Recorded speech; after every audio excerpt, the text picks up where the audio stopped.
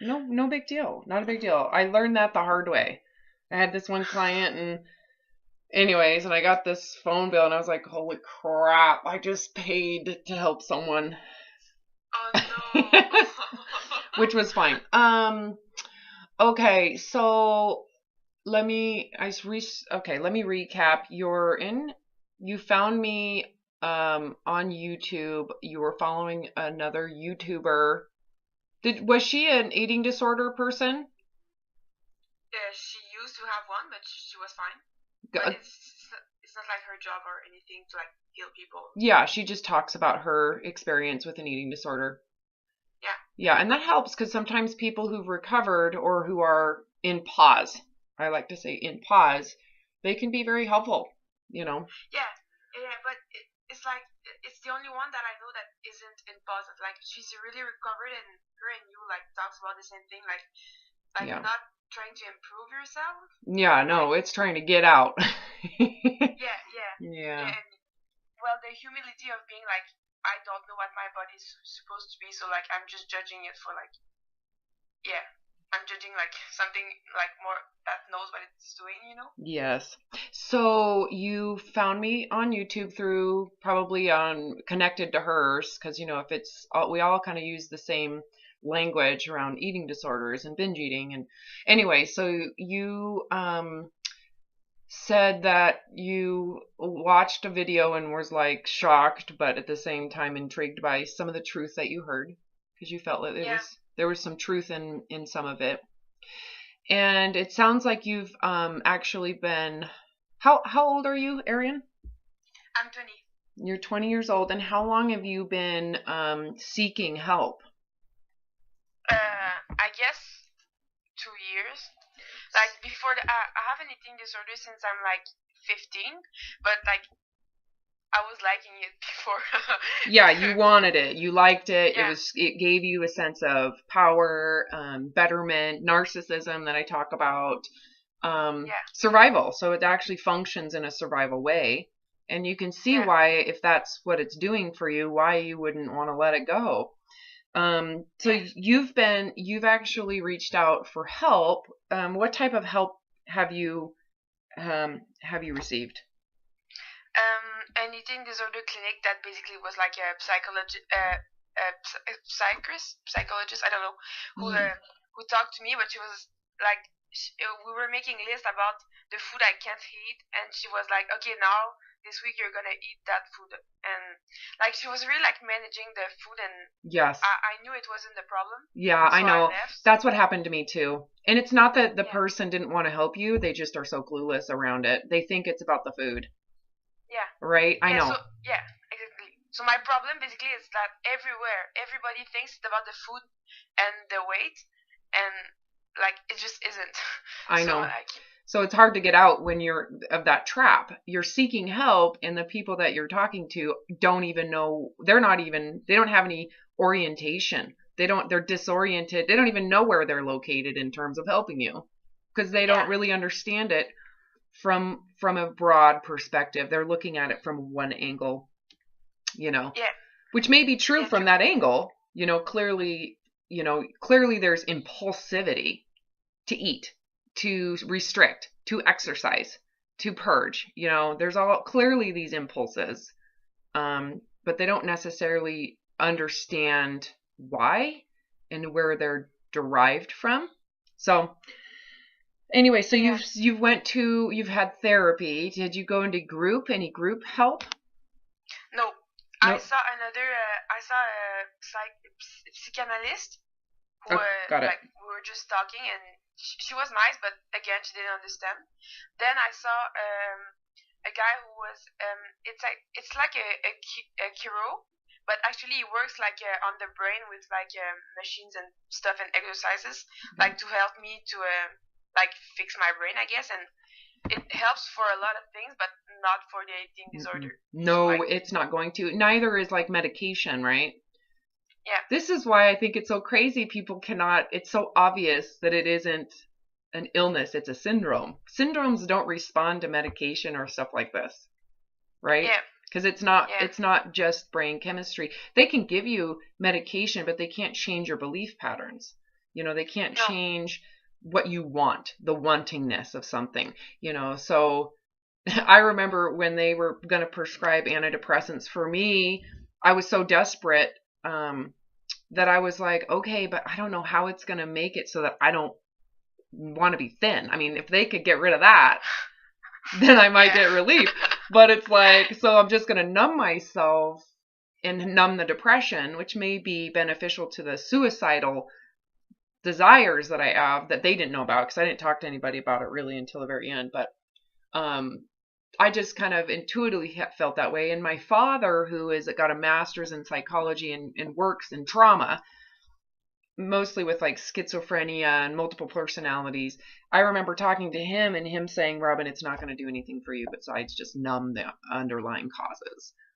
So I definitely had some assistance through my father, even though he didn't understand it either. Yeah. But I at least had that guidance, so I never really went on antidepressants.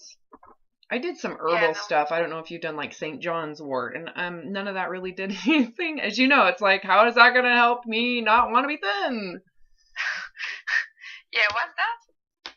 Yeah, how is it going to help you not want to be thinner? Yeah, no, true. But yeah, people like I get victimized a lot around me. Like people, like my friends. I have a friend who's studying psychology, and she's like, it's not your fault, you don't control it, it's gonna stay for a long time, but it's gonna go away, and she wanna help me, but I'm like, yeah, no, like it's my fault, Well, the problem is that she's trying to understand it from the clinical perspective, which isn't necessarily working. Like the success rate of that approach to it is 0. It's like, you're right. It's very small. It's like 30%, and everybody ends up relapsing, which is why they say you're going to suffer with this for the rest of your life. It's a disease. And people don't realize that that's like a death sentence. That's like saying you should just commit suicide because it's so bad. I mean, it's really horrible. Yeah, it is. Like, since like this summer, I think about suicide a lot. Yeah, because it's a miserable existence. It's a very dark, miserable existence, and it makes you really question: is this what life's about? Because if this is it, if this is going to be here permanently, what is the point? There is no joy. There is no light. There is no freedom. It's like if you found out that you were going to be an indentured servant, then and your payment is to starve permanently. It's just like, and you have to live in an isolated cage of darkness where there's no light. That's the part that I feel is so sad, because it feels so hopeless. You feel so hopeless. There is no escape. I remember that so clearly. There is no escape. And the moment someone says to you, this is going to be forever, they think they're helping you. It's just terrible. If I could talk to some of these clinicians that are writing the books, I'd be like, that's the worst thing you could tell someone. This is a disease. It's a genetic propensity. You're basically telling someone they're going to be in hell permanently, and that their family is a piece of shit and they deserve it because their genetics suck. I don't know. It's just terrible. But with that, I have fully recovered, and it was miraculous and quick. And it wasn't like I was disengaged from my recovery. I was fully engaged in it. 100%. Meaning I was so desperate that it drove I was like on my knees, ready to, preparing to die, preparing to commit suicide. And in that presence, I was open and willing to look at everything piece by piece. And that's ultimately when I work with someone, when people come to me, that's the state you have to be in for this to work, because I can't do it for you. It's not a passive process. It's very much spiritually, emotionally engaged. You have to be engaged, and you have to be engaged in a humble, willing way. I think the clients, the people that come to me who want that recovery, but they want disengagement, they They don't want to take responsibility. They don't want ownership. They don't want to take blame either. They never recover. And it's very difficult. And it's always like fighting, you know. Yeah, well, I guess they need time because Yeah. it's hard to admit it's like you're doing you're doing all that, you know. Yeah, but don't you agree? If you were suffering enough, don't you want to know that? Like if I'm doing something that is perpetuating this, I want to know now. Give me the mirror. Yeah, because you're suffering to that degree. So it's really not a matter of time so much as it is suffering. They just need to suffer a whole lot more to where they are willing to rip their bloody little narcissistic fingers off of their weapons, you know, their survival. Yeah, exactly.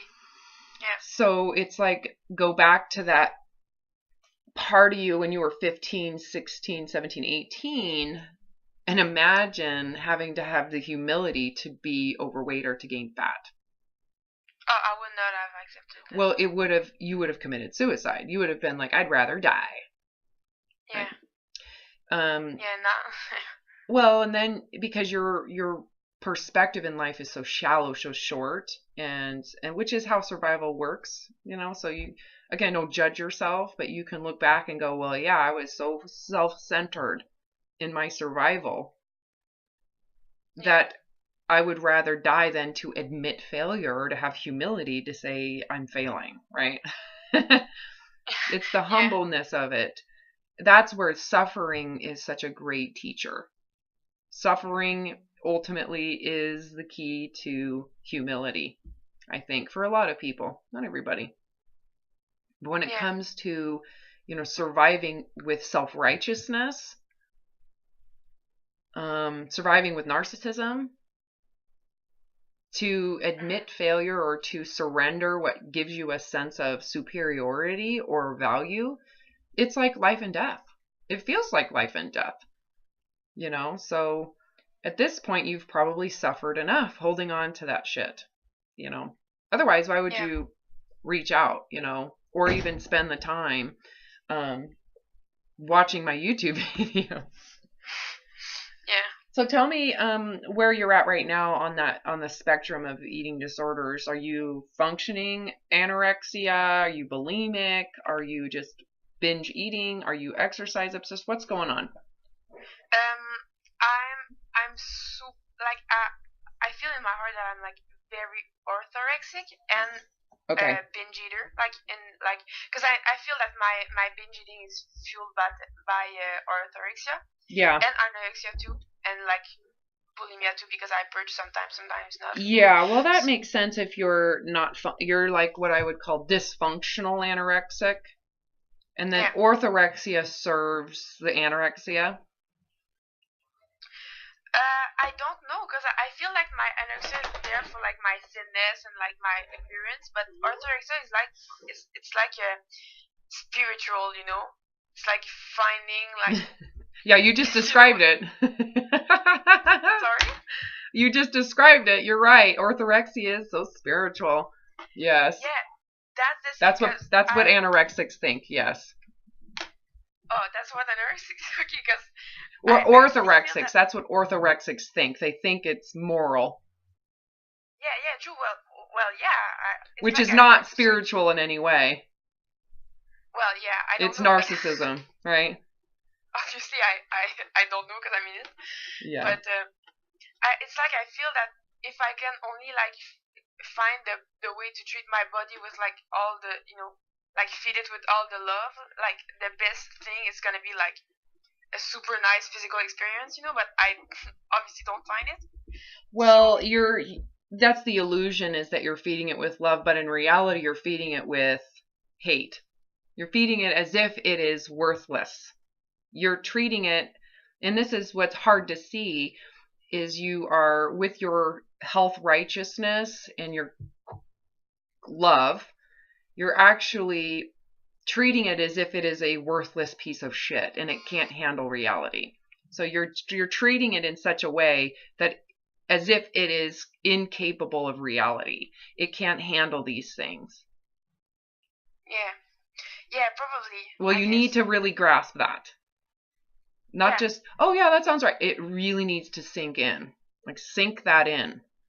The way you're treating the body is as if it is not capable of functioning on its own. So you're actually treating it as if it is inadequate, it is incapable, it can't handle reality. And that's not love, is it? No, I guess not. No, and that's a common thing in religion, with religious zealotry, right? That you need the rules because without them, you are not lovable to God, right? To what, does that make sense? So because you are inadequate, you are not lovable until you meet all of these rules, restrictions, jobs, work. You have to do all of this to be lovable and to be loved. So you see the conditions around your love with the orthorexia. There's a lot of conditions around it, right? Yeah, I guess it's like when my body's gonna be like perfectly functioning and no illness and like all pure and perfect, then I'm gonna be able to live it. And like until like I still have like headaches and like little things, like it's not livable. Yeah, well the question is, I want to ask this question and think about this. If what you were doing with the orthorexia caused fat gain, would you still do it? Be honest with yourself. Be honest with yourself. Like, go into the honesty of that question and speak the truth in your heart. You're not trying to, don't get rid of the persona and go into the truth of that answer and let it come to you. Don't go to it and tell the answer to that question. I want you the question to come to you. If your orthorexic restrictions created fat gain, would you still do it? I guess no. Feel that out. Does that feel about right? Does that answer feel right to you? If you were to tell the truth. If your orthorexic religious restrictions with food caused fat gain, would you still do it?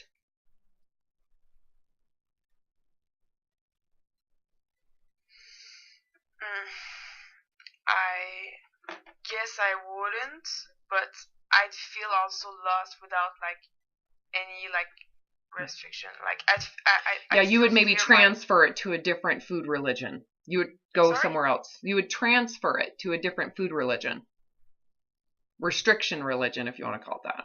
You would probably not, you would leave the way you were doing it for another way.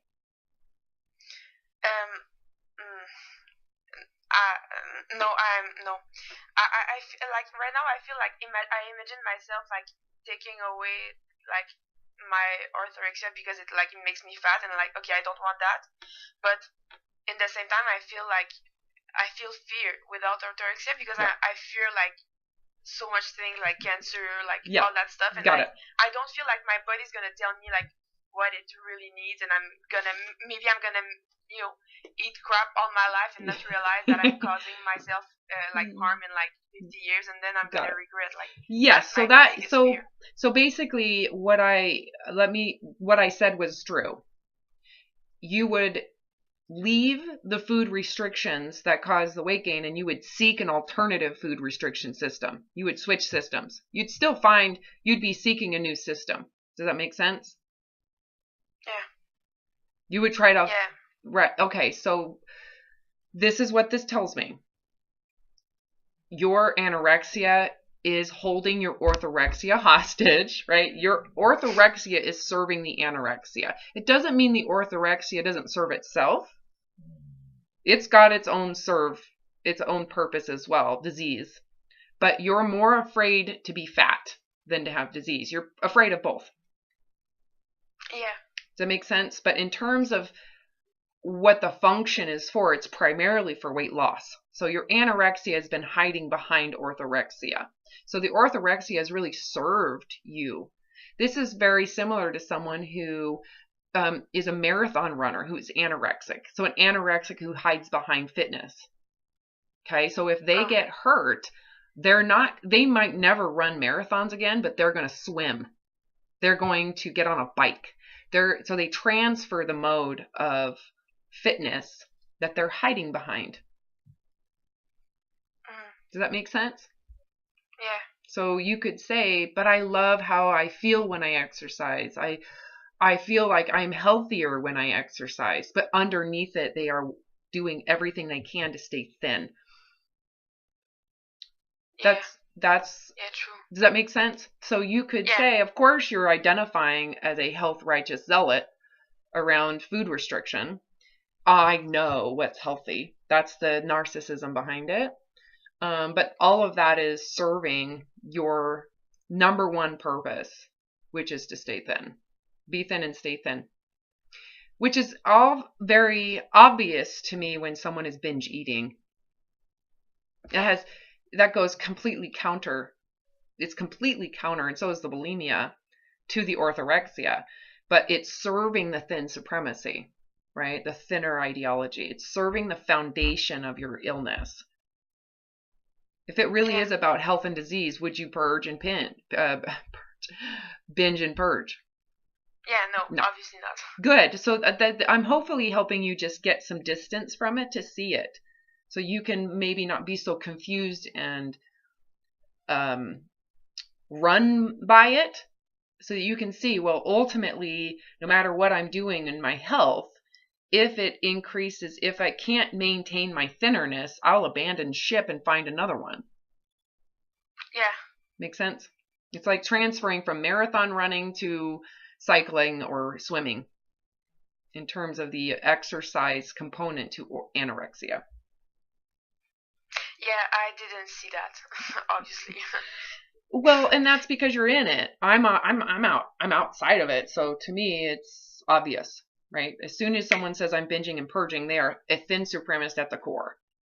The orthorexia is the servant to your thin supremacy, right? Yeah. And it also gives you a sense of, it's like compensating for shame and guilt to think, well, if I'm going to maintain my anorexia, I might as well try to be healthy.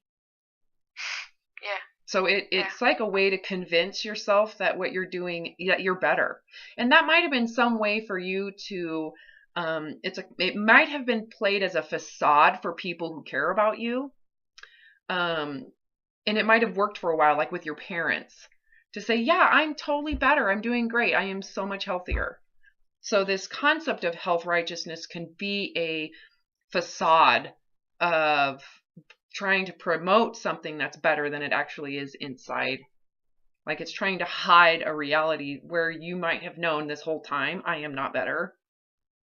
I'm just trying to find a better way to do it. Yeah.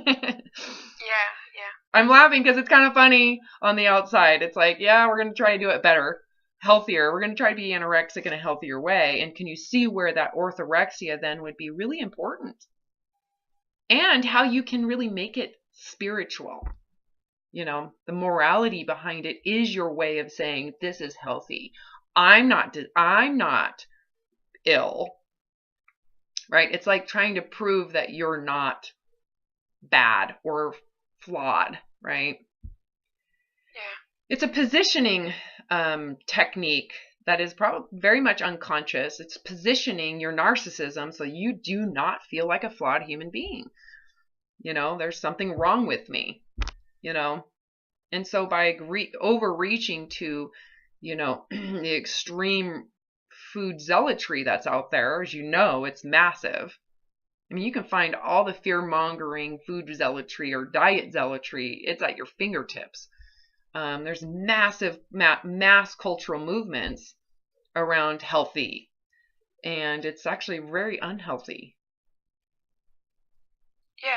Well, like in my mind, it's like, or I control my food and I'm orthorexic and like I eat like healthy food for my body, but I'm psychologically like in hell. Or I just like do like fuck it and I eat like whatever and like in 50 years I have a cancer, you know. Well, like, and you have to look at that fear. And my suggestion isn't to try to diminish that fear. It's to actually accept that fear. Which one would you rather? An early death from mental health problems and suicide, or you let it all go and allow the body to go through its natural course of dying? You're going to die either way, right? The body is going to die. Which one's worse? think of the experience of life. Which one is going to provide you, on terms of life experience, which one is worse? Mental, severe dark hell mental illness, which ends in suicide, or freedom, openness, and a natural death through the body's chronic, long-term ability to handle food. Which one? Yeah, like in that, like that way, like obviously, like the natural death. Yeah, and so you're gonna die, and I think maybe that's what you need to face as well. It sounds to me, and this is the case for everybody, not just you. You're afraid to die, and the belief is that when the body dies, I die, existence dies, and that's how we're all wired. Until we see the illusion that it's an illusion, right? Yeah. To me, it's an illusion. Like I'm not afraid to die. In fact, I feel like I have experienced to some degree death. I remember feeling I had the option to die in my out of body experience, but I realized, there is no death. The body really isn't alive. It's just existing with the earth's energy. And I don't want to go deep into that, but you have to be willing to die. You're going to have to be willing to die at some point. And what does willingness to die feel like? What dies when you think of it? I mean, clearly the body no longer serves the soul. But what happens when you die? What are you going to be consciously thinking about when death calls? Is it as horrible as you think it is? Well, the moment of dying, no, but a life of illness, that's not fun. Well, that's for sure, but especially for people who are shameful and hateful because of it. It would be a miserable death for people like that. Oh, right? People that shame like illness itself. Yes, so people like you. It would be yeah, terrible I because you're living in shame about it and self-deprecation, and you're defining your entire existence by the body. It would be hell, kind of like the hell you're in. So which is worse, the one you're in, preventing it, or the possibility of illness? Which one's worse? Well, I guess the illusion out there is you're suicidal. You're considering suicide. I mean, just think about that. It must be pretty miserable. Yeah. I must not have understood the thing obviously because but like the thing is I guess I think like I can help my body. So if I don't try, it's like of course it's shameful, Well, you're vulnerable to whatever it actually is. You're vulnerable to nature. You're vulnerable to reality. So remember when you said to me, Robin, I'm doing it out of love. No, you're not. You're doing it out of hate and mistrust and thinking the body is inadequate. You're projecting your sense of self onto the body. Oh, so you think it's my sense of self and not... Yeah, you're projecting your sense of inadequacy, incapability onto the body. So you think the body is incapable. So if we put you into a coma, so you are not conscious, what do you think the body's going to do? Do its thing. It's going to be very relieved and happy. It doesn't have that consciousness, but it'll be like, she was killing me. Literally killing me. That is so true. Okay, grasp it. Breathe it in. Soak the truth in right now. Let it go deep into your awareness. If I was removed from this body, the body would rejoice. Yeah. I am projecting. But I have no choice but to be involved. Because... No, you don't. You don't have to be involved. It's none of your business. It could do fine without you. You just have to be okay with what it is in nature, its natural state. That's the problem, is you're holding the body to an unnatural state, an expectation of disease-free, life-free, smell-free, everything free. Like, it's not real. It's a fantasy. It doesn't exist. Your poop is going to stink. You're going to burp. Yeah. You're going to get the flu. You're going to cut your skin. It's cuttable. You're holding the body to a extreme, unnatural, unworldly, unrealistic standard as if it's a rock. You're treating it like a rock. Yeah. And so you're afraid of what it really is. So you have to be okay with what it really is. And be open to what that is. You have to be open to it, even though it feels vulnerable. It means that life is going to happen as it's going to happen. And it's not your job to manage it, right? So again, the problem here is you're holding your body to severely unnatural expectations. And so if you stop managing things, it would go into its natural beingness. It would go into its natural human state of being. And you don't want that. You want superior standards that actually are impossible to reach. And you can see the standards that you want, all the work you have to do is absolutely insane. It's so unnatural that your entire life is hijacked to do everything you have to do to create this unnatural state of being. So you don't get a life. You have no life because you're trying to conform the body to an unnatural state. You're living in such severe cognitive distortion around what you should expect from the body because that's what the industry you're worshiping is promoting, because you fork out money and likes and following, right? And they're severely mentally distorted too. You're worshiping a body image that doesn't exist, and so your life is now completely devoted and totally enslaved to a way of existing that's horrific. It's requiring a real, true life horror story. So the illusion, is it really worth it if this is what it requires? Is the health and thinness that you are promoting and chasing, is it truly worth it if it requires permanently living the way you are? Yeah, no.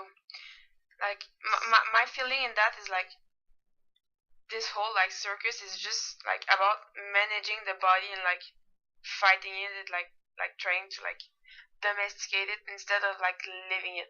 Well, yeah, and it's like saying your intellect is better than millions of years of evolution. Yeah, exactly. That's what that industry is saying. I am so smart. I know how to manage this to such a degree that they are completely playing God over evolution. Oh my God, that's true. I know, and you're playing the same game. Like, you're telling me your body can't process what's in the environment, even though it's been doing this for millions of years. Well, a natural environment, not like an industrial one. The industrial one is going to have its own evolution. So if you're conflicting with it, you're the one going to cause cancer. I mean, not only that, but stress is more cancer-inducing. Because it's highly inflammatory. On top of that, you're causing stress with food, which is probably the most primitive inflammatory fight or flight mechanism that exists. Yeah. So which one's healthier? No, clearly not orthorexia. Well, so if you're afraid of disease, you might want to look at what you're doing and be afraid of that. Yeah. You're going to die of a heart attack. I would put money on that. Ouch. Yeah. That hurts. Well, why don't you look at the statistics with eating disorders? Look at anorexia. What's the and bulimia. The highest morbidity rate of all mental illnesses. And that's what you're playing with? And you're afraid of disease. So you look at the truth, soak it in, right? Because the problem is you're holding on to beliefs without questioning them. And all I'm doing is questioning them. And so that can create a lot of dissonance, like cognitive dissonance. It's like, look at your religion. How many people are willing to look at the religion they're in and question it? Yeah, it's hard. Yeah, because of the dissonance. The dissonance is only there because you have narcissism attached to it. It is superior. It's dogma. Like you've dogmatically accepted it as if it is a superior belief. And when you do that, it's like being led by an authoritarian. You're just giving people undeserved credibility, and you become programmed by the authoritarianism of dogma. Yeah. Study authoritarianism. It's very similar psychology to what's going on with the diet industry now. They're very authoritarian, and you are just saying, yes, I believe it, without questioning the dogma.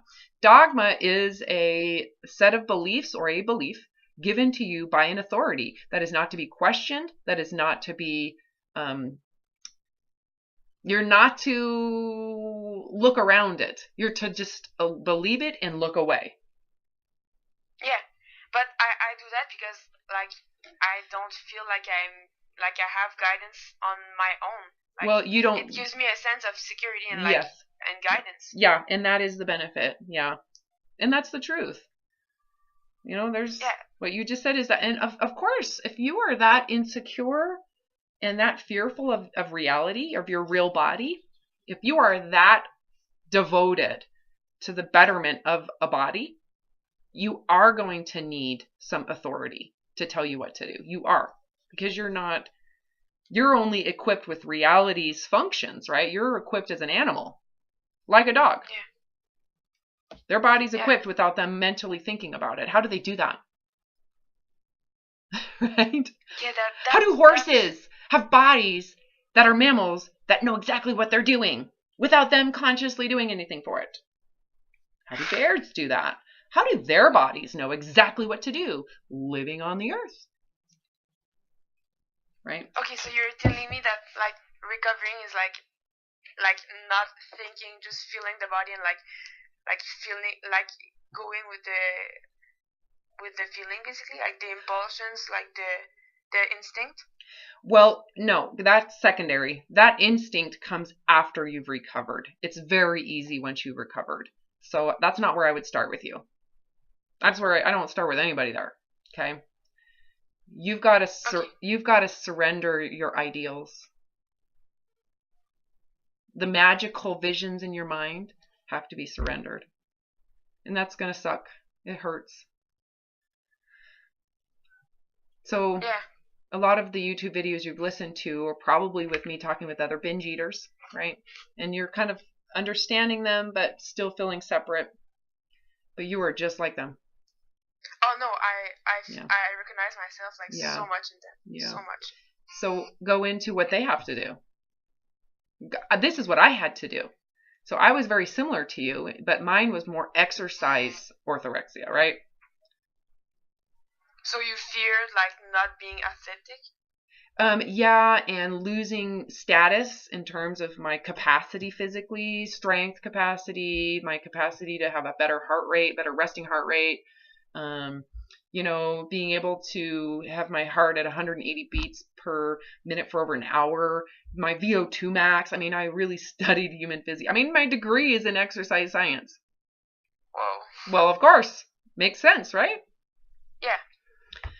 And I actually recovered in the middle of that degree, but said, fuck it, I might as well just finish. I'm not going to start school over. Plus, I'm interested in the biology of this. Okay, so it wasn't it was still nice to you to study it even if you recovered? Yeah, because I was really interested. One of the things I was interested in is how exercise is inflammatory, and overreaching is such a terrible for the body. Overreaching is like when you over-exercise, when you do too much, how it affects the body. You were interested in that? After my During recovery, then? yeah. Okay. Yeah, okay. I thought like during it's like kind of weird. Well, yeah, I mean, so I started it in my insanity and I finished with it studying the downside. Wow, Yeah. that's so cool. Well, Actually, I was just present in what I was doing. And as a college student, it was like, I've already got this much credits. I might as well stay in what I'm doing. I'm fascinated by it, but really fascinated on how this impacts psychologically athletes. How does it impact this female athlete triad? I studied what I personally suffered from. So I'm a wounded healer, right? So I wasn't studying it to promote thin supremacy at the end. I was studying it to look at this from a larger perspective. Anyways, enough about what I did. I was very similar, but it was thin supremacy, needing to be thin and fit, maintaining a 9% body fat, 8%, but with fitness and the idea that it's healthy, right? yeah. And I had to surrender it all. I had to be okay not being the fastest, not jumping the highest, not being the strongest. I had to surrender all of it to get out. The willingness to not be identified by those things. I had to let go of my identity. Yeah. So I died. That's so weird. So the old Robin, she died. She doesn't exist anymore. Hasn't existed since my out-of-body experience. When I intentionally, consciously chose to end that entire persona. Didn't happen to me.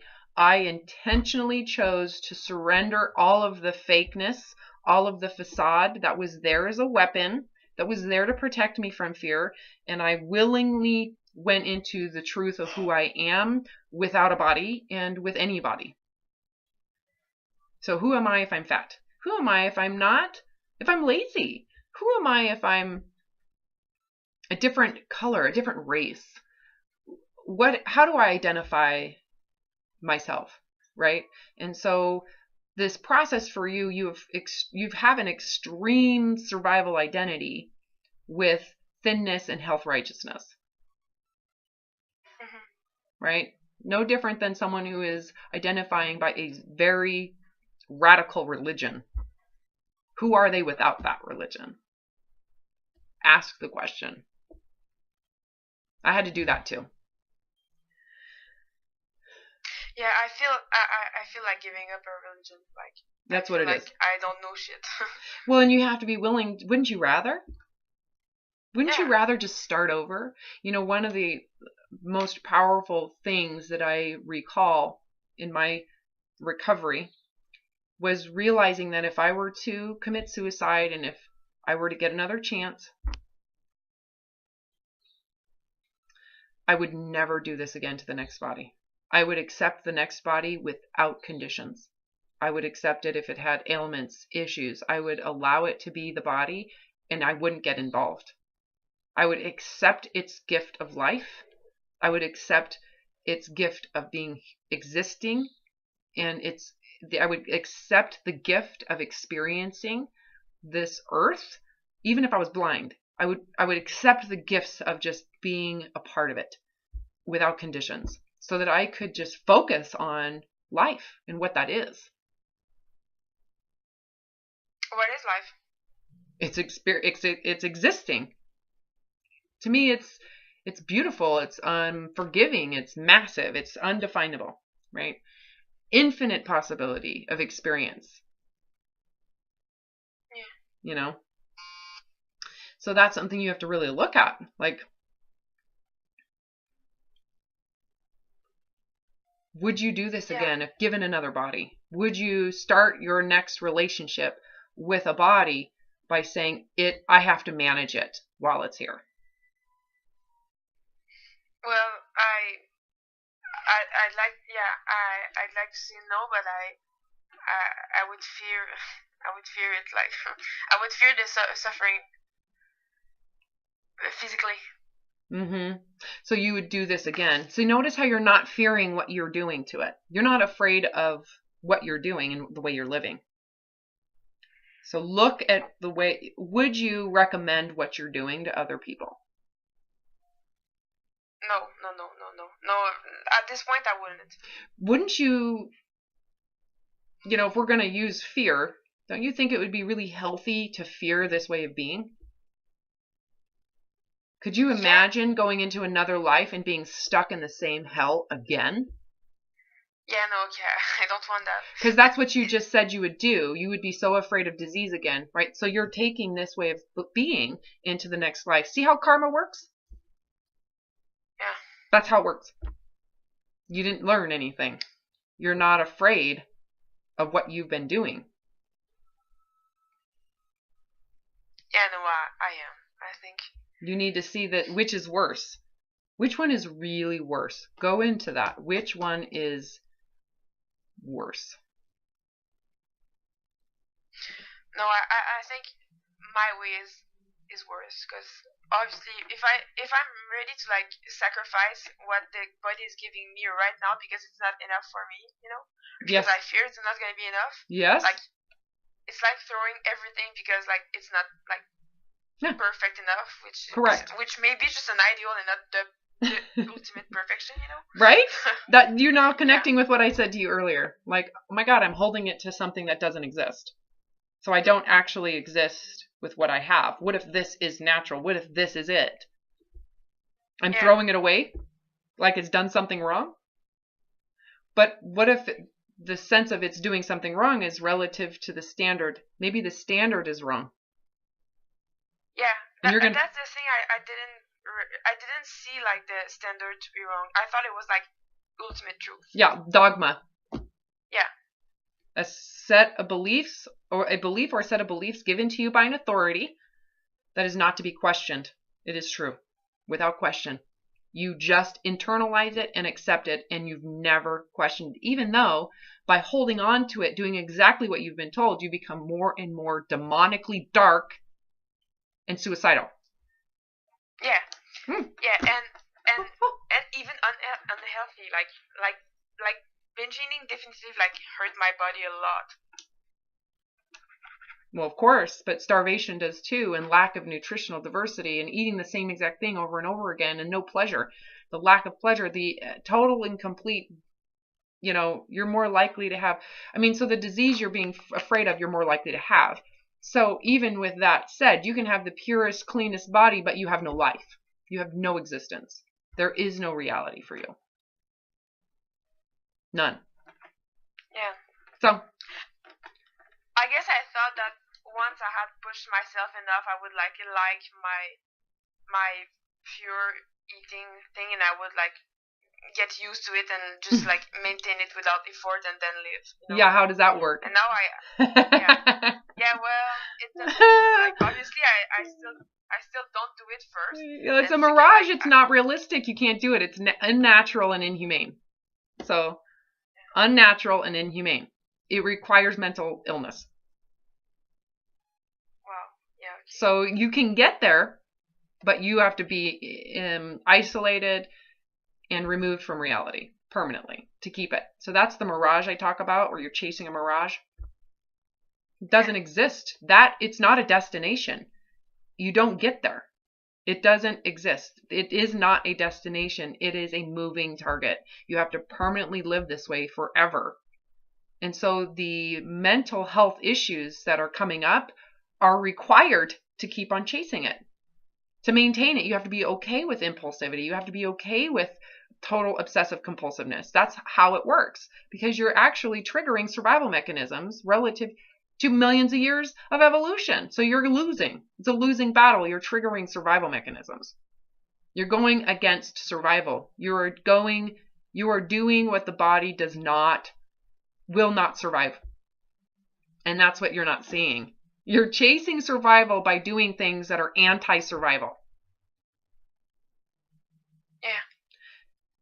Yeah, that's weird. I think that, like health comes with like abundance and like relaxation, but this whole industry sells you that it comes with like restriction and fear. Yeah, fear, restriction, and impulsivity, and shifty, sketchy-eyed paranoia, and you constantly have to micromanage your food, and you have to compartmentalize it. Yeah, like that's healthy. That's a sign that your brain is inflamed and you're in significant levels of basic fundamental survival mode. Yeah. Your Yeah. entire psyche is being threatened. And let's call that health. It's just... So you need to question the dogma. You need to look at your outcome, separate yourself from it, and be honest around this outcome. Is this something you should be promoting? Should anybody be promoting this? If it's really about health. No, I don't think so. And not anymore. Okay, so let's go back into how you would wish to relate to the next body. If you've learned your lesson, how would you like to relate to the next body? I would take it. I would take it. Don't you agree that you wouldn't waste life or in consciousness anymore on this crap? You get another body, and you have only a period of time it is giving you consciousness. You need to use that consciousness to explore and experience, right? Mm-hmm. Or should you stay held hostage, trying to make sure it fits a perfect idea of purity? No, obviously no. Well, because that's all you're going to think about, right? That's like taking all that freedom and putting it into a tiny little box and then living in the tiny box your whole life with no freedom. Because the freedom doesn't exist because you have to continue to do what you're doing to keep yourself in that space. You don't get a destination of disease free. It doesn't exist. You have to live the way you're living to be disease free, and then you're going to end up diseased anyways because you're going to have you're going to have heart problems. Your thyroid is going to blow up. You're going to end up with thyroid Hashimoto's. I wouldn't be surprised. That hurts so much to hear it. Because I'm young, so I don't have the consequences, I guess. Well, not yet. But I was 20 when I was suicidal. Yeah. Well, because it's that bad. Why would you want to live until you get Hashimoto's? Yeah, no. Right? I mean, it's like your adrenals are going to basically say, fuck you. Do you really want to live that long like this? Yeah. You know? Okay, so that means that I gotta accept illnesses, and if I get one, I gotta accept it and not try to change it and heal it. Yeah. Yeah, that's the hard part, because it feels so disempowering to say I'm not gonna try to fix the body if it's... Well, here's the thing, it's not like I'm going to be passive. It just means I'm not going to distort and create problems that don't exist. So if I end up with diabetes, you have to really look at it from a rational perspective. In my personal opinion, I would rather have diabetes than to go back to where you're at. Giving yourself an injection every day, how hard is that? It's not like we're suggesting you're binging, because your binging is going to create that on its own. Your actual fear is you're diabetic right now. I wouldn't be surprised. Because of the fear that you're living in. Fear is a natural, it inflames the body. Fight or flight creates gluconeogenesis. So you're living as a diabetic right now. How's that feel? Not good. Yeah, well, get your perspective a little broader right now. Put your health aside, the physical health that you're thinking about, go into the fear. Which one's worse? Diabetes? Fear is so much worse. Or what you're doing. If you get diabetes, eating to hunger, eating naturally, you're predisposed to it naturally. Yeah. It's the truth of your genetics. There's a truth in there that you have to be okay with. The truth of dying. I could get hit by a car. Yeah. Yeah, I guess my biggest fear is having something and being passive and not imagine I'm eating a diet that this comes from your narcissistic pride and the fact that you have shamed people for not taking care of themselves. So this is your karma. Oh, yeah. You get to feel like fear and like shit. You have suffered because of that. Yeah, so the narcissism is thinking that I know what the like what is best for the body. Oh, and people who don't take care of their bodies are pieces of shit. They're terrible people. That is so true. And so not only is that true, but this is your karma. You deserved the suffering at this point. Yeah. How do you like it? How do you like being held hostage by your narcissistic pride and fear of being shallow pieces of shit person because you're not taking care of your disease? Yeah, well, I deserved it, but... You know what I'm saying? I'm not trying to be cruel, but I'm like, you need to see that this is what you get to serve. You're serving that judgment right now. Oh, yeah. The fact that you're in this dark place is because you are not giving grace to yourself and all the people you have shamed in your mind. Yeah. Ignorantly. Because I thought that my religion was the answer for that, so I shamed it for not being that religious and yeah. Without any grace. You did not have any compassion, and so guess who's lacking that compassion and grace right now? Yeah, that's me. Yeah, and that's why you won't, until you give it grace and compassion, you are stuck where you are at. You are serving that karma, and you deserved it. Yeah. You are serving what has been deserved. This is what happens when you don't have grace and compassion and you ignorantly shame people, is you're more likely to be stuck in fear of being shamed and ignorantly judged. You are holding yourself right now to what you are holding others to, and how is it working? Yeah, it's not. It's obviously horrible. It is horrible. So when you give yourself grace from that and you say, you know what, if I end up with diabetes, does that make me a bad person? Is that worthy of shame? So you got to go into that. Is it worth this type of suffering in fear of it? Should anybody suffer to this degree in fear of diabetes? No. Mm-mm. I obviously didn't know it was going to cause that much. No. Well, of course pain not. to Of course not. You prevent it. would never have done it. You would have never have shamed people if you knew. Ever. But this is, I suffered the same way. That's why I'm kind of over here going, yeah, karma's a bitch. You are serving what you deserve. You know, because I remember feeling the same way. Like, why can't they just get up and exercise? What's wrong? They don't care enough, right? That is so ignorant, and it is so ignorantly narcissistic. Yeah. You know, and so I served intensely what I dished out. I realized no one,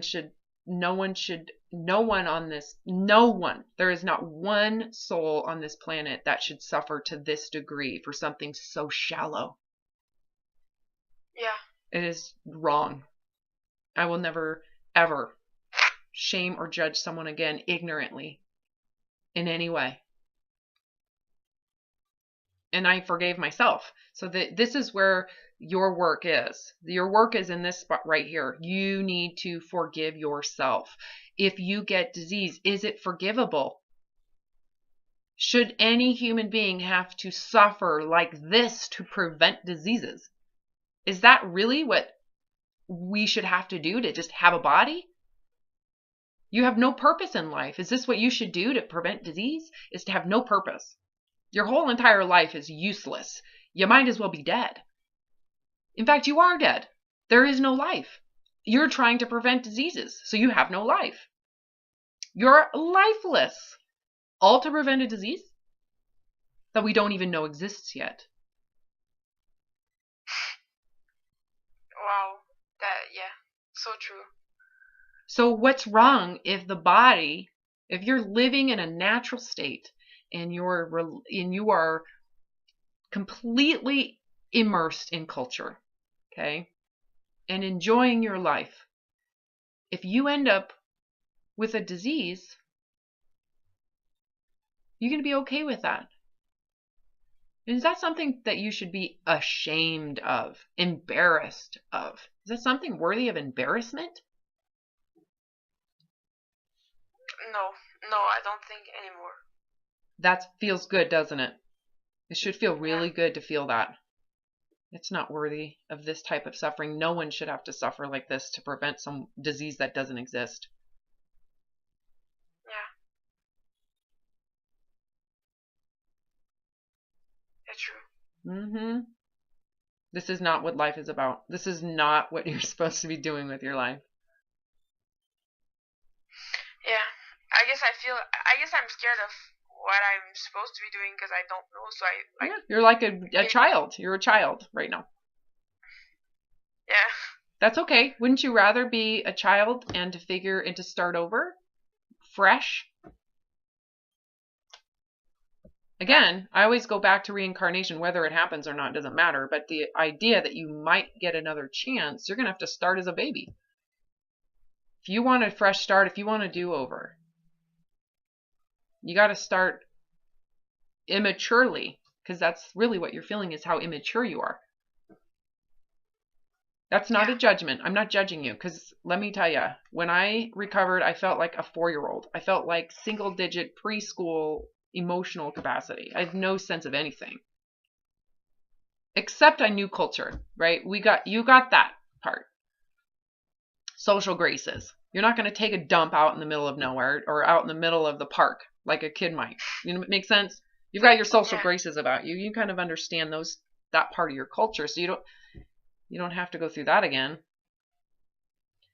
And the benefit of having this type of do-over as an adult is you can be 100% free from even your parents. So not to say your parents are terrible people, but you are 100% independent at this point, which is amazing. yeah, So that feeling that you're um, experiencing, which is a sense of vulnerability, infinite, oh, like I have no idea, that infinite space of possibility. Do you feel that? If you yeah, I do. surrender the body, it's none of your business. I am no longer held captive to manage fear of disease. It is over, right? So if you move forward, what would you do with yourself? I I would create stuff. I would have fun outside. I would study human and like being curious about stuff. Yeah, you would be like a kid. Yeah, And how do you know how to do it? I just listen to what I like. Yes, it's very simple. That is the very simple answer, and it is the right answer. I would just go with what I like. Well, how do you know what you like? Like my heart knows it. Yep, you go with what feels right on the inside. Well, what if everybody thinks that what you believe is right is wrong? What if everybody says that's dumb? Yeah, well, I don't think I can afford to like take their judgment. I agree. And I felt exactly the same. I can't afford to let someone else tell me what's right for me anymore. I can't do it. That's all I did. I have to, for the first time in this life, do what feels right for me. I what I remember recognizing is that I mean no harm. I know I'm not a harmful person. I know when I say something, I don't mean harm to anybody. So if I make a decision and people around me think I'm dumb, I can go into my integrity around it and open myself up to my truth. Am I trying to hurt someone? Is this malicious? Is it self-serving? And if the answer is no, and I'm going to stick with my truth. I'm going to be honest with everybody else, and they cannot like me. Right? So if I'm not that religion anymore, I'm okay if my family doesn't like me. I cannot devote my life to their liking anymore. Yeah, I have to do what, if this is my experience in life, why can't I honor what's right for me? yeah. I don't know if this is really connecting for you at all. It is like I always had that big fear of like hurting without knowing it. So I guess that's why I needed this religion of orthorexia to make me feel like there's this magical place where there's no hurt. So like just go there, like no harm. So just go there. So now that I realize that that's a fear, like I don't know.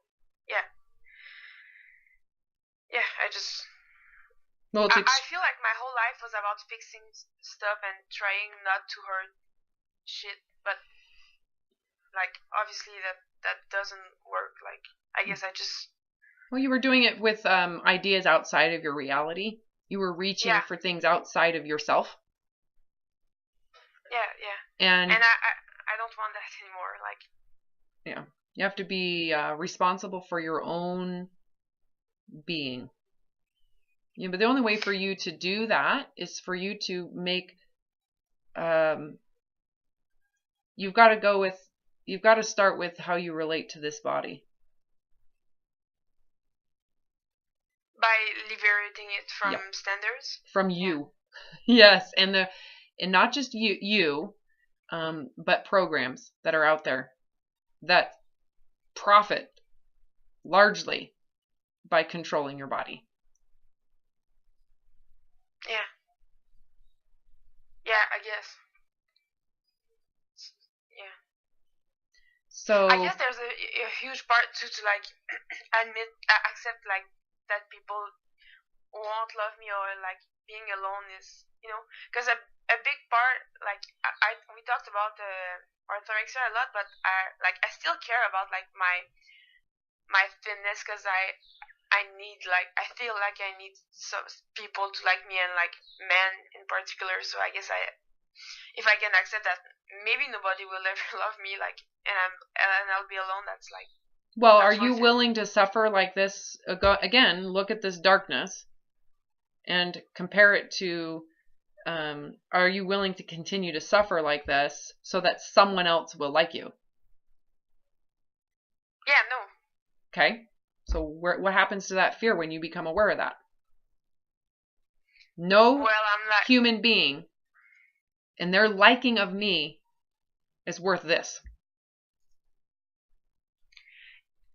Yeah, well, obviously the ED is not worth it, but like between having an eating disorder and being like super fat, I prefer being super fat, but right, like, and that includes people's rejection.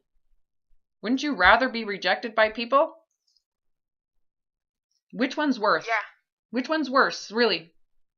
Experiencing someone's rejection? Feel what it would be like for someone to go, yeah, I'm not attracted to you. How's that feel compared to living in a nightmare? Yeah, well, if I don't agree like with their like if I feel that they reject me for something I don't think is like rejectable, I don't mind. I would just be like, yeah, well, like whatever. I would just be like, yeah. Yeah, so I don't so mind do you rejected. think that being overweight is worthy of rejection? If it means if that's what happens to your body because you're done and if your body naturally is meant to be heavier, is that worthy of something to be ashamed of? I guess no, but there's. Well, you need to give me your real answer, not your fake answer. Go into the feeling of it. Go into the. Not, I guess no. Go into that within yourself and pull out the truth, right? Because if your answer is, well, I would rather suffer to be thinner to avoid that rejection, then you're probably not going to recover anytime soon. You need to know that. You need to know where you're at in this suffering. And if you are not willing to be rejected, you need to recognize that I'm going to suffer some more. You have to be okay with that. Be okay with this suffering. Rejection or suffering, which one's worse? No, rejection. Yeah. Rejection is worse? Oh, no. I mean, I prefer rejection than suffering. Right? Okay, so go into rejection because you've got too much body fat. Go into yourself. Go into your beliefs with the body. Do you feel that this body is worthy of rejection if it gets fatter naturally? No, I don't think. Okay, I need you to answer that. I'm going to say it again, and I want you to go into your own reality with it as if it's happening. Okay? You are going to be 20 kilos heavier. Naturally. It's a natural weight for your body. It requires no dieting, and it doesn't require binging to get there. It is a natural position for the body, 20 kilos heavier. You're going to gain 40 pounds. Right? Now tell me, is that worthy of shame? If that's what it is naturally.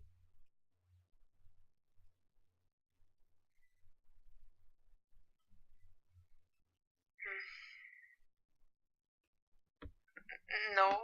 No, see, No, but yeah. That means yes. Yeah. So that's why you're still suffering. Do you see that? Do you feel that? Can you feel the connection with that answer? Yeah. That's why. Because you believe it is worthy of shame and hiding. So that belief around it has to be forgiven. You have to forgive the belief system around that thinnerness, and the shame of fatterness for you to get out.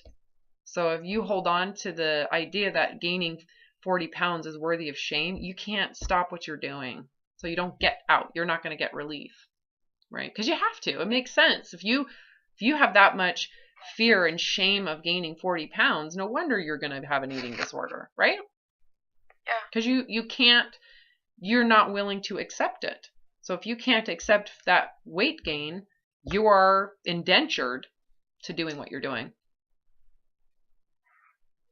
Yeah, I am. Yeah, it makes sense. It's not like you're crazy. See, this is why it's like, this isn't a mental, I mean, we call it mental illness because it's a way to describe it, but it's like, this is very logical. You're making decisions. These are choices.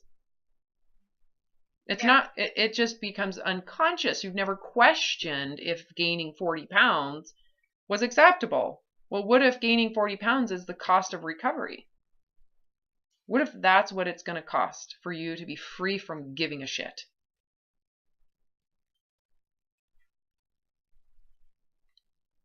Well, I would have to accept it, but Permanently. I feel like I would just feel flawed. Permanently. So, well, that is your existing perception, right? That feeling of being flawed is why you're doing what you're doing. But if it's permanent, so go into the permanence. Permanently gaining 40 pounds. Permanently. It will never be fixed. It will never be attended to. You will never do anything to change it. So now go into it as if it is permanent and tell me if the feelings around it change. If it is permanently that way. You're going to die when you're 92 and you're going to be that fat. Well, if I'm going to be that fat to recover, and like if it's going to be that forever, like I don't want to care. Well, so how does that feel? So go into the permanence of that. Again, I'm going to keep on repeating this until you kind of go into the whole of what I'm trying to get you to go through. This might get annoying, but I'm going to keep on going around in circles with you. You will never, ever be thinner than that. That means that how would you feel about it if it's permanent? Would your feelings about it change? Yeah, it would. It wouldn't be that big of a deal, huh? Yeah, no. You'd be like, so? Yeah. The permanence is what is important in this part. The problem is if you think you can change it, you'll never recover. Yeah. Because you're going to be held hostage to changing it. It's like saying, well, I'll gain weight, but as soon as I'm going to go fix it. But then once you fix it, you're going back into that hell. So you're not recovered. So it has to be a permanent acceptance, like permanently, I will never do this again, ever. Which means the body is now free to be what it really is. So what if it's 50 pounds heavier? Naturally, with no work, no effort, and no binging and no overeating. It's a natural state of existence that requires minimal thought on your part. So basically just living my life and like eating when I feel to, and like eating what I want. Yeah, and sounds good. And you eat naturally. You eat when you're hungry. You naturally stop, and you gain. And your body is naturally 50 pounds heavier with zero to effortlessly. Without worrying about the weight. And no shame, no guilt, No, you did something wrong. Food is neutral now. Food goes into a natural neutrality. There is no bad, there is no good, there is no fear of anything. You are completely free from all of that. And your body's going to naturally gain 50 pounds. And that's where its nature resides. That's it. That's its natural state. Permanently. Well, living with like neutrality of food and body would be like so nice. Right? Because you're now free. You would be free to explore life. Free to explore your heart. Yeah, and I would actually have like an authentic body. Like I would feel it and like much more than now. Now I just feel fear. Well, yeah, you're mentally, your brain is brainwashed. You're brainwashed. So your mind has been washing the same shit and dogma. So you have no heart. Your heart is like meaningless at this point. You have no heart. Because your mind has been controlled. Mind controlled. Right? Yeah. And so, because you wanted thinnerness, so this is what you get, right? And so if you're okay, if you go into the permanence of gaining 50 pounds and the allowance of it, of anything, it can be anything it's going to be, to access that freedom, what if you have to go into gaining weight and be okay with it and actually accept it and see that it's so not a big deal? Like go into, is it really, if it is permanent and it provides you that freedom, is it really that bad? No, it's not. Is it worth it? What if that is the cost of recovery? That you have to be willing for the rest of your life, permanently, to allow the body to do what it's going to naturally do. So that you... it would be worth it. Right? Like yeah. Easy. It's like an easy question. It's like, I'll do it now. Well, how much weight are you willing to gain for that freedom? How much weight would you be willing to gain? And at what point do you go, I'd rather suffer? At what point? I went up to 500 pounds because at about that rate, you're as isolated as you would be with the mental health problems. But even then, if you have your mind is still open, it's not even that bad.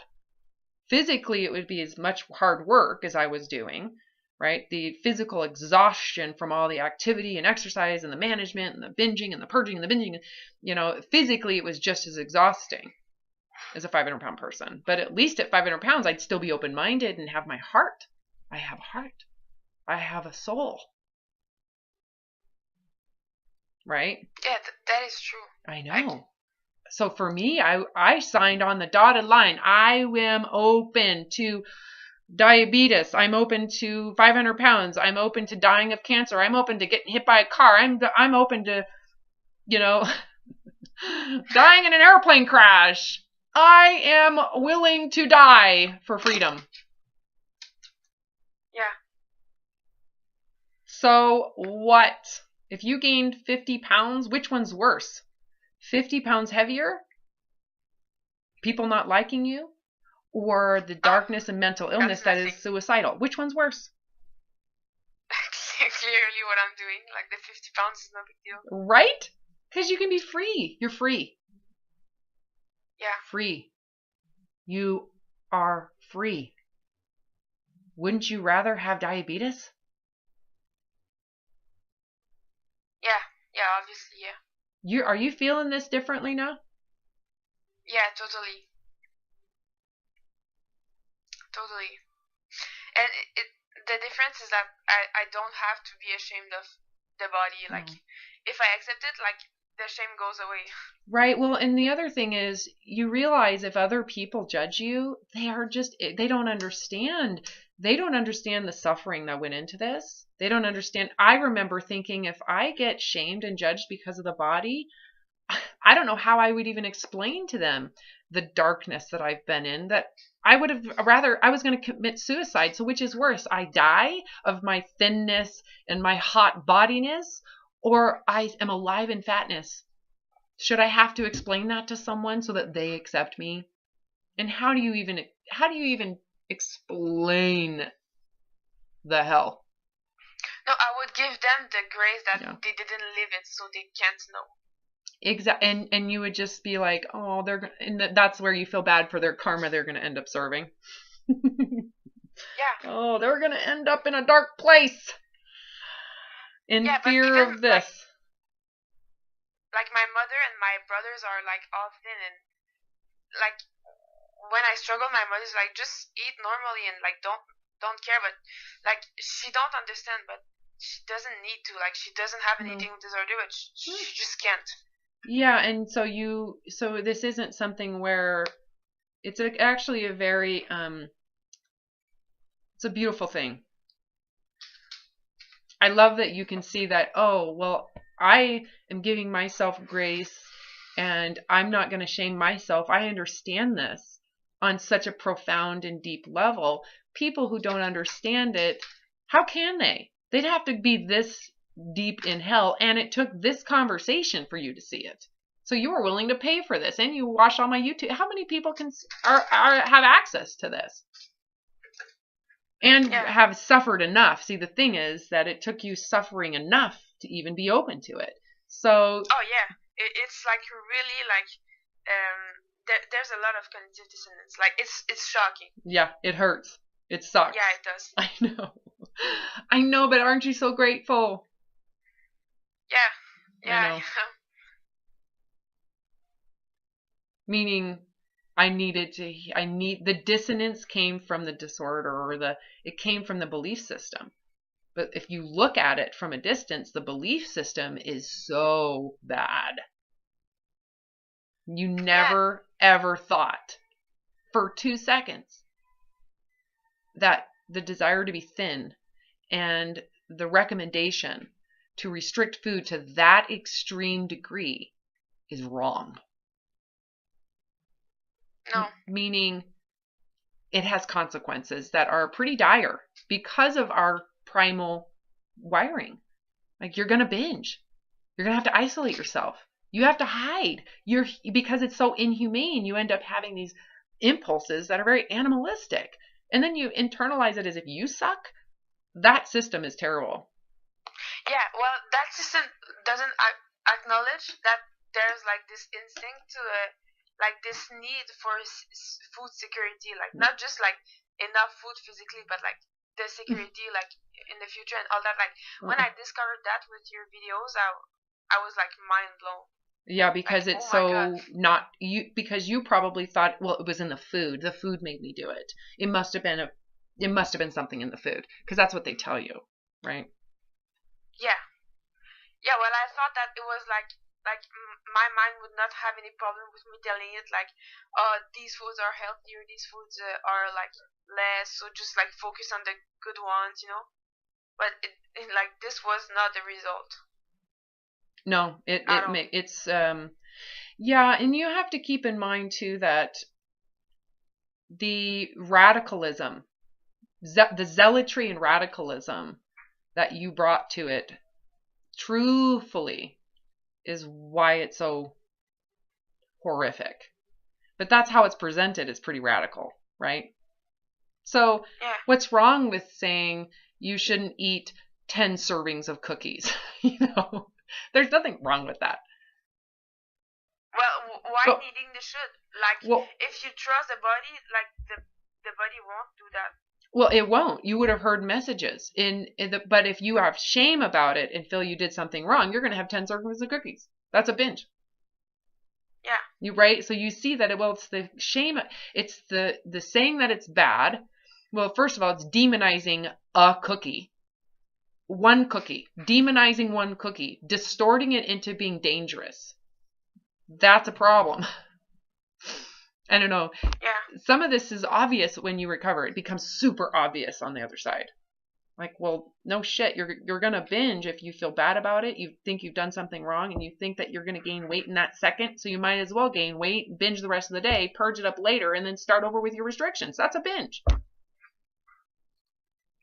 No duh. Yeah. That's not confusing anymore. Yeah. It's like, no shit. That's natural. That's what everybody would do. That's not worthy of shame. If we're going to put our shame anywhere, it's that zealotry, fear-mongered restriction. That should be ashamed of itself because that isn't natural. That's an unnatural thing to force people to internalize, you know. But anyways. Yeah, hating the body, like, in itself is unnatural. Like, I used to think that my fat was, like, dirt on my body, but that's actually an organ. Like, it's not natural for me to, like, hate an organ of mine and try to, like, get rid of an organ. Yeah, you know what right? And imagine if you were born 100 years ago, okay? You were born 100 years ago. How nice it would have been to not have to care about your fat. No one would have given a shit. No one cared. It would be like such a different experience. Well, you would be yourself. You would be natural. You would be your authentic reality. Yeah. So why can't you do that today? Today. What is that natural reality? So you have to be open to whatever it is. What is my natural reality? I will allow that body to be that. And I'm not going to take personal ownership of it. It is what it is. It's however many generations have survived over thousands of years. That's what's promoting your natural physicality. That's your evolution. You just so happen to be attached to it. Why can't you let it be what it is so that you get your freedom? You get freedom. With however much time you have, you get freedom. You don't have to manage it. You don't have to think about it. It is what it is. But for you to get that freedom, you have to be willing to gain fat. You have to. How can you get that freedom if you're not? No, you got to keep focusing on it. You have to be open to it. Yeah. You have to be open, and the moment you are, you're done. It's pretty explosive. It's not, I have to work on it. If you have to work on being okay with it, are you really recovered? No. You try to convince yourself. Yeah, and you're not getting anywhere. Yeah. All you have to do is look at it openly. Breathe it in. Imagine your body gaining 50 pounds right now. Just go into it. That's what happens naturally, on its own. No binging, no overeating, but you're giving it freedom. You're free to eat without shame, guilt, religion, bad, good, anything. You eat when you're hungry and you eat adequately. You're not ever going to undereat again, ever. Yeah. Naturally. If it gains 50 pounds, that's really the point at which you are free, right? You don't have to do anything. Don't you want that free point? Where's the freedom point? With your weight. There isn't. Well, for me, it's... There's a point of, like, switching from shame to, like, pride, but there isn't, like, a freedom point. Well, for me, the freedom point is whatever it is. I'm free with whatever it is. Oh, okay. That's whatever it is, I'm free. But when I first started, my freedom point was 500 pounds. Oh, yeah. When I started, it was like, I am willing. I expect it. I am expecting it so that I don't have to hold on and worry and go, oh my God, am I gaining weight? I hope I don't gain. I went right into 500 pounds. I am giving this body freedom up to 500 pounds and then I'll reassess. But even then I kind of knew that freedom is worth 500 pounds. So I don't think I'll commit suicide even if I was 500 pounds. Yeah. Because at least I can think. And feel okay with yourself. Right? Yeah, at least I have my but heart. I don't know if I would feel shame of the 500 pounds, like, that there's clearly something, like, not normal there. Yeah, well, of course. And that is, I knew that too. I was like, well, if that's the truth, then I have a medical, there's something wrong. I might want to find out, right? I shouldn't have to live in rabid starvation just to be healthy. So if I have that medical problem, I need to know right now. I need to allow this to happen to find out. Oh yeah. Okay. You see that? Seen that way, yeah. Yeah, like if I have a natural disease, I need to find out. I shouldn't be living in total isolation and fear of it. Yeah. Yeah, okay, I see. That's true. Yeah. Isn't it nice? It should feel like easy. Yeah. Yeah, once you accept it, it's easy. It is. It's like shabow. Oh my God, I would rather. Where's the dotted line? I would rather be fat. I would rather be morbidly obese. I would rather. At this point, it's not worth shame to me. That is not worth being ashamed of. If that's the body's natural state, I don't even think it's worthy of shame when someone binge eats themselves that way. The sad part is they have so much shame that that's what they're doing. You know? Yeah. Yeah, true. Yeah. Okay, well, this is about it. Do you have any questions for me? No, I don't. I don't. I'm just like staying in that place of like feeling it and like going back to like, do I accept it? Do I accept it? And like, until it's like no big deal. Yes, and I would continue to do that throughout the day. Make yourself go into the dissonance and go, no, really, if that's what the cost is for freedom, what is the cost for freedom? To get my life back, to start at zero, to start at whatever immature emotional age you're at. For me, it was 4. I would rather be a 4-year-old emotionally and start over. Yeah. Because that's the truth of where I feel inside. I don't even know what my favorite color is. I didn't even know what like I didn't even know what music I liked. And I just remember thinking, why can't I enjoy something? And why can't I have a feeling? Why do I have to always agree with the biggest asshole in the room?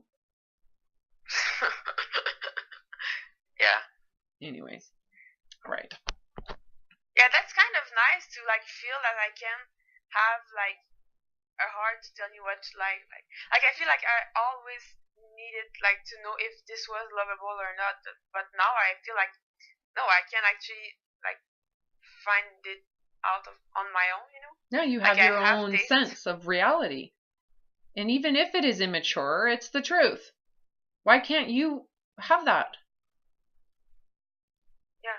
Right? Well, and so you always like, so you kind of live in this state of like, I could be wrong and I'm okay with being wrong. But this is how I feel today in this moment. And if it's wrong, so be it. I will learn that naturally. I don't mean anybody harm, right? So you live in that space moving forward. Yeah. This is kind of a starting point. Yeah, like learning to like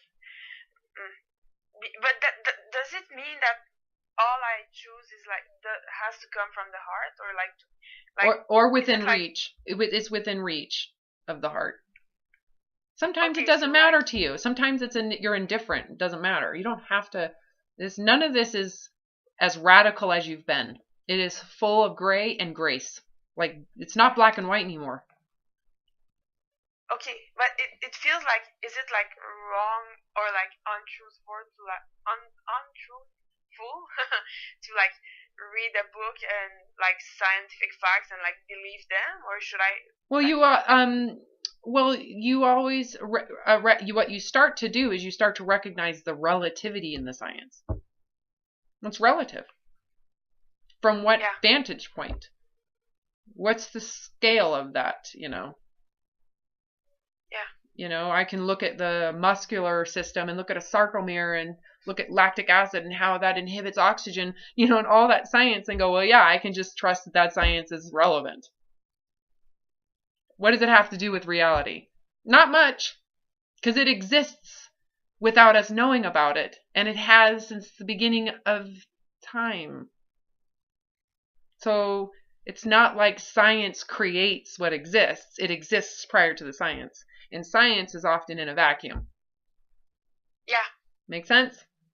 Yeah. And it's always relative. There's always relativity with everything.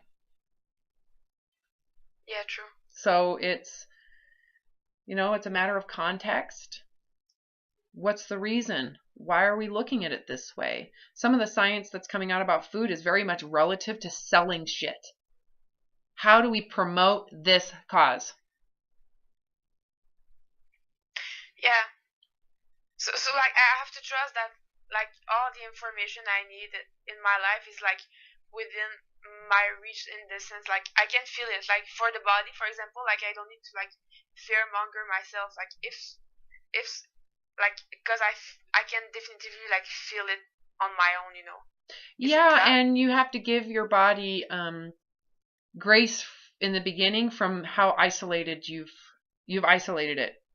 And so as you go into reality with food, so there's a process here in terms of your recovery.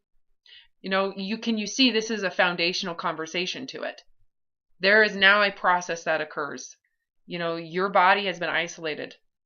And when it's not isolated, you've been binging. So there is a grace process between the extremism and the radicalism and your restrictions of food into reality.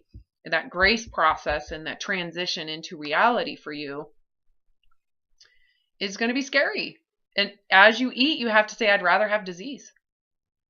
I'd rather have disease. I shouldn't be afraid of this food. I shouldn't feel bad. No human being should feel bad about eating a bagel. No. You know what I'm saying? So there's a grace period for you that you might have little relapses here and there, but all right, I'm going to stop recording.